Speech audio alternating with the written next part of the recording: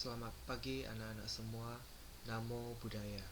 Nah, hari ini Losa akan membahas materi kita. Materi pertama di kelas 4 yaitu kegiatan belajar 1 tentang lomba keterampilan. Nah, sebelum kita memulai pelajaran kita hari ini, marilah kita bersama-sama berdoa bersama ya. Mari ikutilah baca doa berikut. Terpujilah Tuhan yang Maha Esa. Terpujilah Triratna. Dengan ini saya berdoa.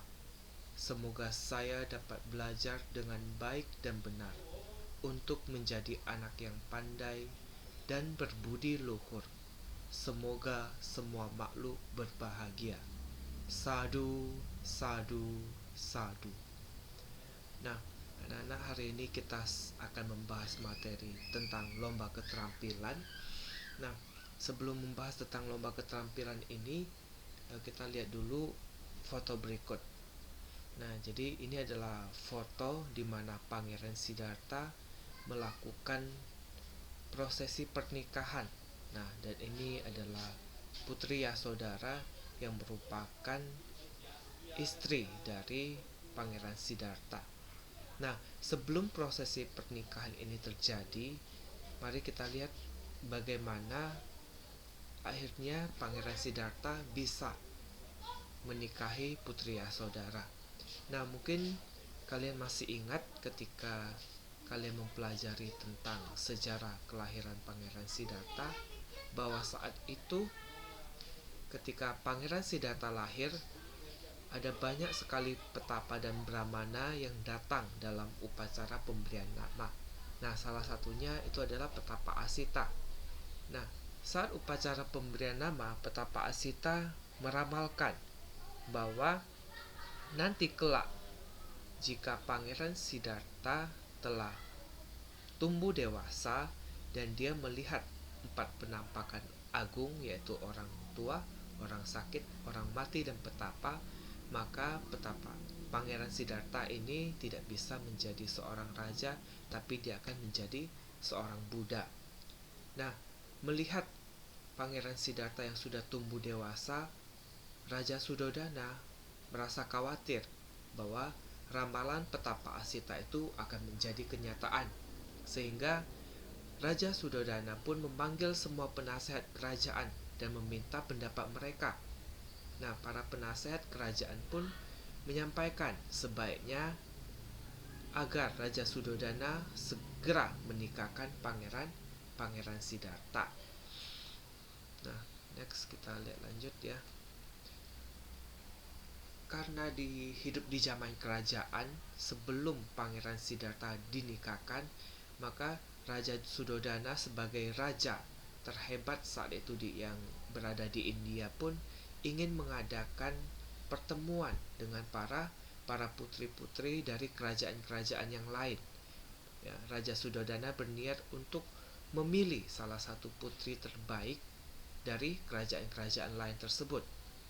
Tetapi yang terjadi adalah saat itu para raja dari kerajaan-kerajaan yang lain itu menolak undangan dari Raja Suddhodana. Mengapa? Karena mereka menganggap Pangeran Siddhartha itu tidak memiliki kemampuan selayaknya pangeran-pangeran yang lain yang bisa berpanah, berpedang, memiliki jiwa kesatria. Nah, mendengar penolakan ini, Raja Suddhodana pun merasa tidak senang, merasa raja-raja tersebut meremehkan Pangeran Siddhartha. Sedangkan sebenarnya ketika mungkin kalian masih ingat di kelas sebelumnya mempelajari sejarah masa kecil Pangeran Siddhartha, Pangeran Siddhartha itu dikenal sebagai pangeran yang memiliki banyak keterampilan. Dari kecil dia sudah pintar bermeditasi, bisa mengikuti semua pelajaran yang diajarkan oleh guru-gurunya di istana. Nah, tetapi kenapa para raja lain menganggap Pangeran Siddhartha ini tidak memiliki kelebihan? Itu semua karena sejak kecil sampai Pangeran Siddhartha tumbuh dewasa, dia tidak pernah keluar dari istana. Nah, alasannya kenapa dia tidak boleh keluar dari istana ya itu tadi. Raja Sudodana takut nanti Pangeran Siddhartha ini melihat 4 penampakan agung dan menjadi seorang Buddha. Karena dia tidak pernah keluar dari istana, tidak pernah mengikuti kegiatan-kegiatan di luar istana, sayembara-sayembara yang diadakan di luar istana, maka banyak raja menganggap Pangeran Siddhartha ini tidak bisa apa-apa. Nah, karena Raja Sudodana merasa Pangeran Siddhartha, anak satu-satunya, anak kebanggaannya ini dihina, akhirnya Raja Sudodana pun menemui Pangeran Siddhartha dan meminta persetujuan Pangeran Siddhartha untuk menunjukkan kemampuannya sebagai seorang kesatria.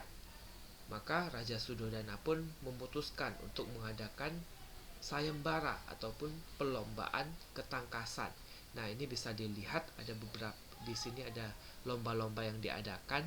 Nah, semua ini ada 4. Pertama itu adalah lomba balapan kuda. Kalau bisa kalian lihat ini di depan adalah Pangeran Siddhartha. Ini yang kedua lomba bermain pedang. Yang ketiga ini adalah lomba menaklukkan kuda liar, dan terakhir lomba memanah. Sekarang kita lihat bagaimana jalannya 4 lomba ini. Yang pertama itu adalah lomba balapan kuda. Nah, seperti yang kita lihat sebelumnya, kita bisa lihat di belakang ini semua adalah pangeran-pangeran dari kerajaan lain, dan di depan ini adalah Pangeran Siddhartha.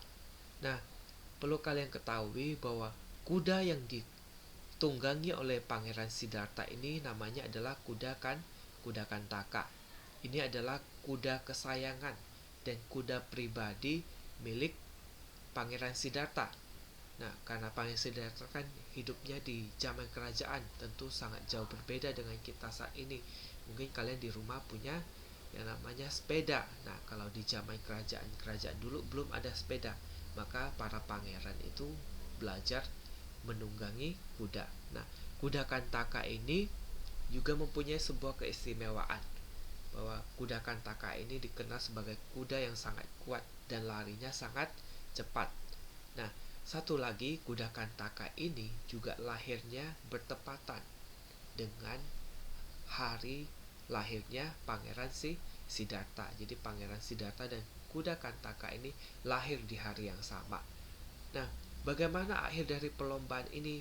Karena Pangeran Siddhartha memang dari kecil sudah dilatih menunggangi kuda, dan kuda yang beliau pakai atau yang beliau tunggangi ini adalah kuda terbaik dan memiliki kemampuan lari yang sangat cepat. Maka di lomba ini, lomba pertama ini, lomba balapan kuda, Pangeran Siddhartha memenangi perlombaan. Dan bisa kita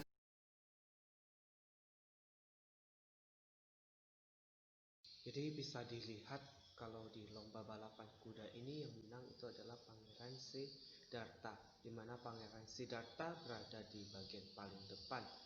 Nah, untuk lomba kedua yaitu lomba menaklukkan kuda liar. Jadi di mana para pangeran ya bertugas untuk menaklukkan kuda liar yang sedang ngamuk ini ya. Jadi kalau kuda liar itu emosinya lebih tinggi begitu ya dibandingkan kuda-kuda ternak biasa. Jadi kuda ini dalam kondisi lagi emosi, lagi marah. Nah, para pangeran yang mengikuti perlombaan ini ditugaskan untuk menaklukkan mereka agar tidak marah, tidak emosi lagi. Nah, yang dilakukan pangeran-pangeran dari kerajaan lain itu adalah dengan cambuk mereka. Jadi memakai cambuk, mencambuk kuda ini. Nah, tapi apa yang kita lihat di sini ya, ini sangat jauh berbeda. Pangeran Siddhartha tidak membawa cambuk sama sekali, melainkan Pangeran Siddhartha mendekati kuda liar ini dan menenangkannya dengan cara yang penuh cinta kasih, tanpa memukul, tanpa mencambuk kuda ini. Dengan perlahan-lahan lihat Pangeran Siddhartha membelai kudanya, mengajak kuda berkomunikasi. Akhirnya kuda ini menjadi tenang. Nah, di lomba ini yang menang juga Pangeran Siddhartha.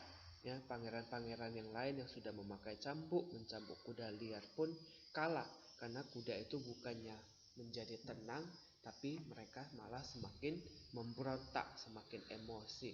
Nah, maka di lomba yang kedua ini juga pemenangnya adalah Pangeran Siddhartha.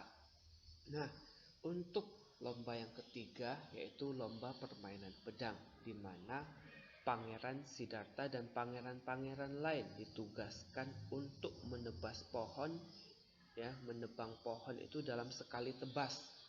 Nah, jadi mereka membawa ini, ya, pedang mereka dan menebas pohon yang ada.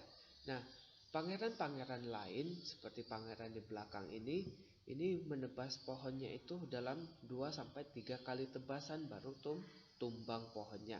Nah, apa yang kita lihat di sini, apa yang dilakukan Pangeran Siddhartha, lihat ini adalah bekas tebasannya. Dalam sekali tebas, Pangeran Siddhartha sudah bisa, ya, mematahkan atau menumbangkan pohon ini. Jadi dalam lomba ini yang menang juga Pangeran Siddhartha karena pangeran lain gagal. Ya, mereka harus menghabiskan 2 sampai 3 kali tebasan baru tumbang, tapi Pangeran Siddhartha dalam 1 kali bisa tumbang. Nah, dan lomba yang terakhir. Nah, ini adalah lomba yang juga cukup sulit. Mengapa? Karena Pangeran Siddhartha dan pangeran-pangeran yang lain ditugaskan untuk memanah, tapi mereka harus menggunakan busur yang besar ini. Dan busur ini, ya, juga sangat berat. Nah, kita lihat kalau orang memanah yang utama itu adalah posisi tubuh. Dia harus kondisinya, lihat, mantap tegap begini, ya, badan juga tidak seimbang. Nah, yang terjadi saat perlombaan adalah para pangeran yang lain itu pas ngangkat busurnya saja sudah gemetaran. Akhirnya badan mereka tidak seimbang. Ketika memanah, busur ini, anak panah ini, ya, tidak lurus seperti ini. Dan akhirnya anak panahnya tidak mengenai objek panah itu sendiri. Nah, untuk yang terjadi pada Pangeran Siddhartha seperti di gambar ini, kita lihat posisi tubuh Pangeran Siddhartha itu sangat tegap, sangat seimbang. Jadi tidak dalam kondisi gemetaran seperti pangeran yang lain. Nah, dan beliau, ya, Pangeran Siddhartha, lihat panahnya ini sangat lurus sehingga panah ini bisa mengenai objek panah itu dengan tepat. Nah, pangeran-pangeran lain gagal memanah dengan baik, tapi Pangeran Siddhartha bisa mengangkat busur yang berat ini dengan tangan kirinya dan memanah dengan baik. Akhirnya di lomba ini pun yang menang adalah Pangeran Siddhartha. Nah, dari 4 lomba ini, ya, lomba balapan kuda, lomba menaklukkan kuda liar, lomba bermain pedang, dan lomba memanah, kita bisa melihat bahwa Pangeran Siddhartha bukanlah pangeran yang tidak bisa apa-apa, bukanlah pangeran yang tidak memiliki jiwa kesatria, tapi Pangeran Siddhartha selama ini hanya jarang keluar dari istana sehingga orang-orang menganggapnya sebagai seorang pangeran yang lemah. Nah, jadi itulah materi-materi pokok yang Lause sampaikan hari ini. Jadi di materi ini ada rangkumannya, rangkuman materi hari ini. Nah, nanti rangkuman ini dan juga materi-materi yang tadi, ya, ini dari awal, ini bisa kalian catat, ya. Ingat, dicatat di buku catatan kalian. Jadi pas buka video ini bisa kalian pas mau catat di pause dulu atau diberhentikan dulu videonya, dicatat di buku catatannya. Nah, materi-materi ini sangat penting, ya, karena nanti di latihan maupun di ulangan itu juga akan ditanyakan, dan ini juga sangat penting bagi kita bahwa kita harus giat belajar seperti Pangeran Siddhartha. Sejak kecil sudah giat belajar sehingga, ya, nanti sudah besar, kita sudah tumbuh dewasa, kita memiliki yang namanya keterampilan, ya, di berbagai bidang sehingga kita bisa menjadi kebanggaan orang tua kita. Baiklah, itu adalah materi yang Lause sampaikan hari ini, ya. Semoga kalian semua bisa belajar dengan baik. Nah, untuk mengakhiri pelajaran hari ini, marilah kita bersama-sama berdoa. Ikuti Lause baca, ya, doa ini, ya. Terpujilah Tuhan yang Maha Esa, terpujilah Triratna, Terima kasih kepada semua orang yang telah membantuku belajar pada hari ini. Semoga mereka diberkati kesehatan dan kesejahteraan. Semoga ilmu yang kupelajari dapat berguna bagi diri saya dan orang lain. Semoga semua makhluk berbahagia. Sadu, sadu, sadu. Nah, untuk pelajaran hari ini, jika kalian punya pertanyaan, bisa kalian tuliskan di kolom komentar kelas di Google Classroom ya. Jadi nanti kalau sudah kalian tulis, sudah kalian kirim, ya langsung akan jawab pertanyaan kalian di kolom komentar Google Classroom. Sekian pelajaran hari ini, sekian dan terima kasih. Namo Buddhaya.